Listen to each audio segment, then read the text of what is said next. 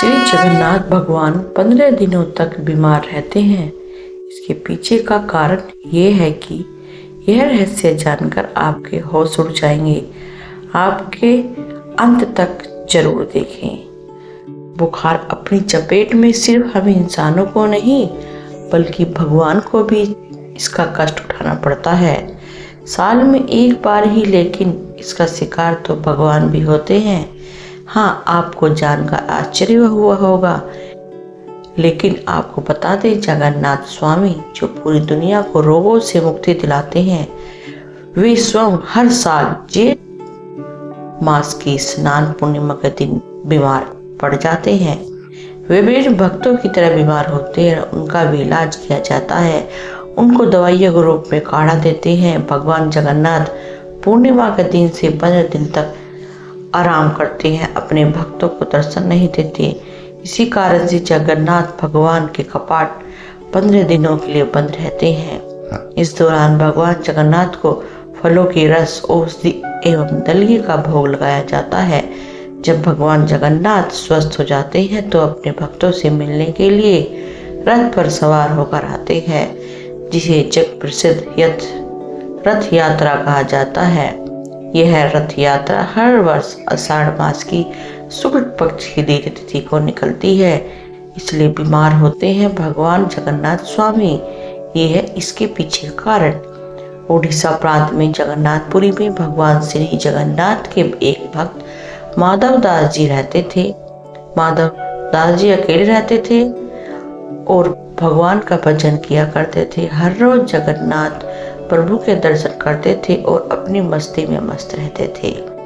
वे सांसारिक जीवन से कोई मोह माया नहीं था, ना ही वे किसी को लेन देन रखते थे। प्रभु माधव जी के साथ उनकी लीलाएं किया करते थे और चोरी करना भी सीखते थे। एक दिन अचानक माधव दास जी की तबीयत खराब हो गई। उन्हें उल्टी दस्त का रोग हो गया। वह बहुत ही कमजोर हो गई। उनसे उठना बैठने में भी समस्या होने लगी।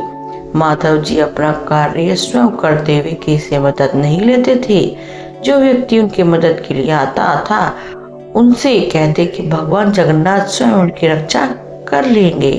देखते ही देखते माधव जी की तबीयत इतनी खराब हो गई कि अपना मूल मंत्र वस्त्रों में ही त्याग देते थे।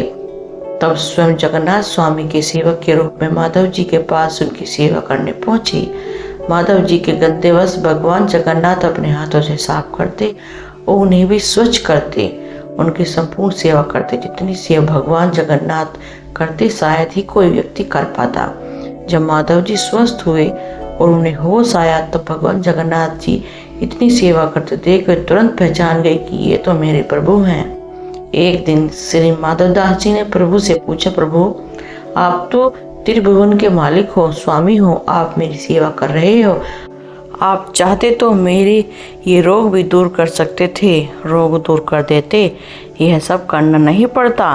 तब जगन्नाथ स्वामी ने उन्हें कहा, देखो माधव, मुझसे भक्तों का कष्ट सहा नहीं जाता। इसी कारण तुम्हारी सेवा मैंने स्वयं की।